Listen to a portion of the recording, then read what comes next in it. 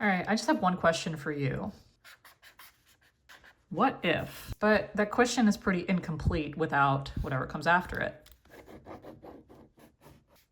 So we have our guys a little concerned because the question, what if, could be very intimidating. Usually we see this in a worrying capacity. What if this happens? What if that happens? What if it doesn't go well? What if all these things? What if all these things? Insert scenario here. You imagine all these things that can go wrong. And it all boils down to the question, what if? Let's dive into it. All right, what if? In my experience, I usually say what if I'm feeling scared or nervous about something. What if usually symbolizes all these scenarios that haven't even happened yet. What if this happens? What if that happens? What if I'm this? My dog's walking around. Hi there. What if you're the cutest baby in the whole world? Right now, I see what if as a neutral start to a question, but a lot of times we associate it with negative feelings and negative outcomes. What if it all goes wrong? What if I fail? That's a big one. What if I ruin it? And yeah, why don't we explore that for a second? Yeah, what's the worst case scenario? So what? You fail. So what? But what does failure even mean? So what? One of my videos did not get 1 million views. So what? I didn't get the job. So what? This person said something not nice to me. Yeah, what if those things happen? Maybe I'll be sad for a little while. But is that a reason to be afraid of the what if? What if I put all of this effort and, potential into this one project and it doesn't go well? What if people don't like it? What if I do all this work and what if it's a waste of time? Yeah, what if it's a waste of time? But you know what? You have all that work, you have all that effort, and that goes right back into you. That's still work that you did. So no, nothing is a failure. Nothing is ever lost. Nothing is ever lost. Any effort, any energy that you've put into something, it always goes back to you, even if you don't get the result that you want.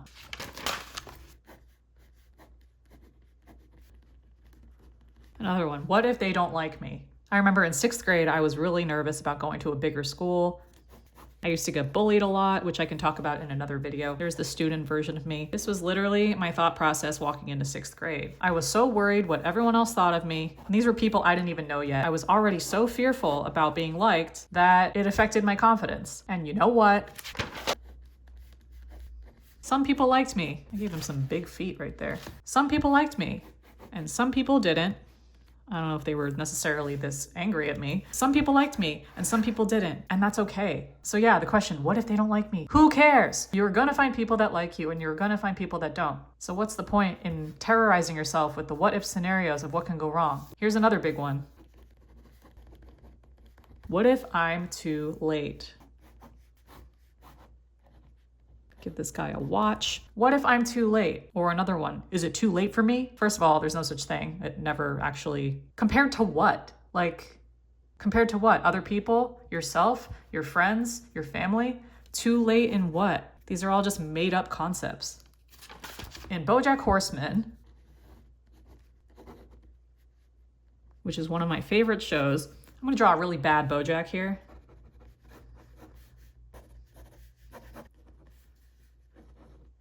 BoJack decides to go to one of Diane's public speaking events. She didn't really want him there, right? And he really cares what Diane thinks. I'm gonna draw Diane in my style. Oh my God, this is hilarious. And she's sitting up there trying to act all professional in her green jacket. I don't have any colors with me, but whatever. And then BoJack just interrupts the Q&A. It's a Q&A for something professional in Diane's life. I need you to tell me it's not too late for me. And then he asks, is it too late for me, Diane? And in front of all these people, and she's freaking out. She's like, why is he doing this right now? He's like, I need you to tell me it's not too late, Diane. I need you to tell me it's not too late for me.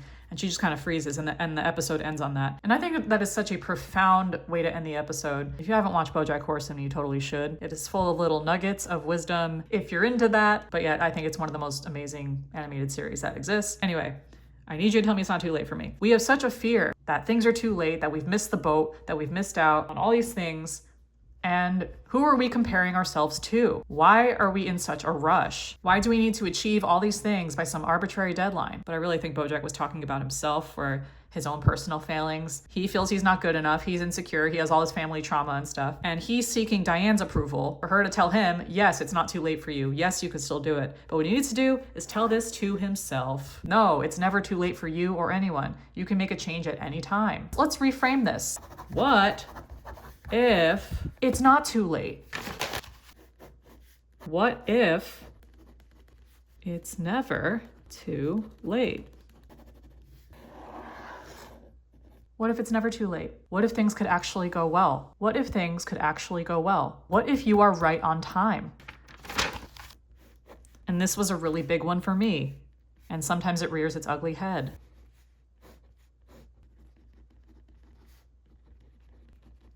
What if I'm not good enough? People ask themselves, what if I'm not good enough? They ask themselves this in a lot of situations. Pretty much this what if can be applied to anything. But you know what? Good enough compared to what? Compared to whom? Who are you comparing yourself to? What are you comparing yourselves to? Who are you trying to be good enough for? What are you trying to be good enough for? What if you are good enough? What if you always have been? I didn't mean to point to his butt. Oh well, his butt's always been good enough. So let's flip this completely around.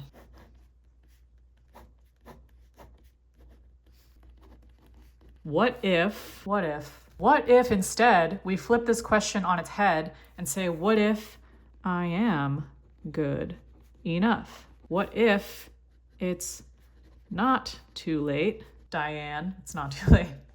Bojack, it's not too late. They do like me. Because why wouldn't they? Because you're so awesome.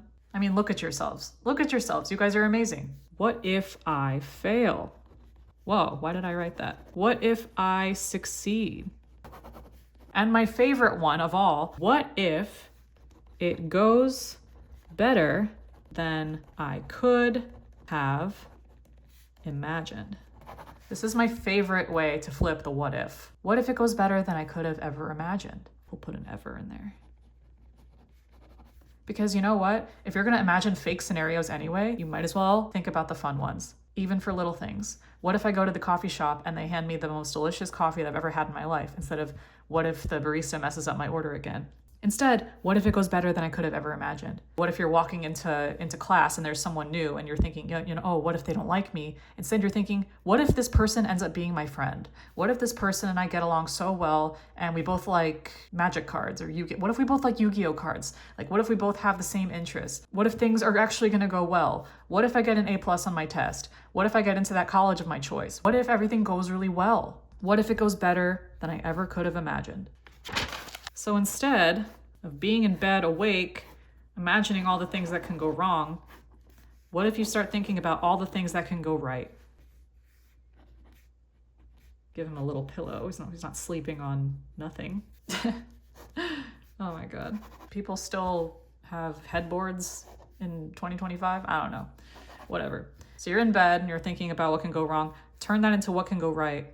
Just flip it on its head. Say, I'm not going to think about what can go wrong because it doesn't matter, because these are all imaginary scenarios anyway.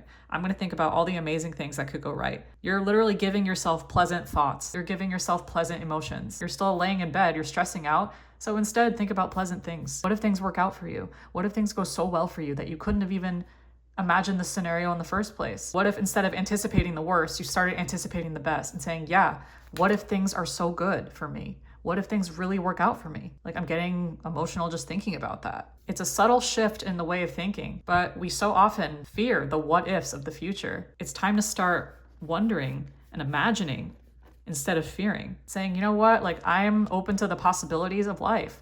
I'm open to the possibilities of the universe. What if everything goes so well? What if things work out for me this time? So what if doesn't have to be this scary question anymore. It could be pleasant to experience. What if things work out? What if this time you get to be happy? What if this time you get the promotion at work? What if this time you make a new friend? What if this time you set a record in your workout and you do better than you did last week? What if everything is gonna be okay? What if your project succeeds? What if you win the lottery? I don't know.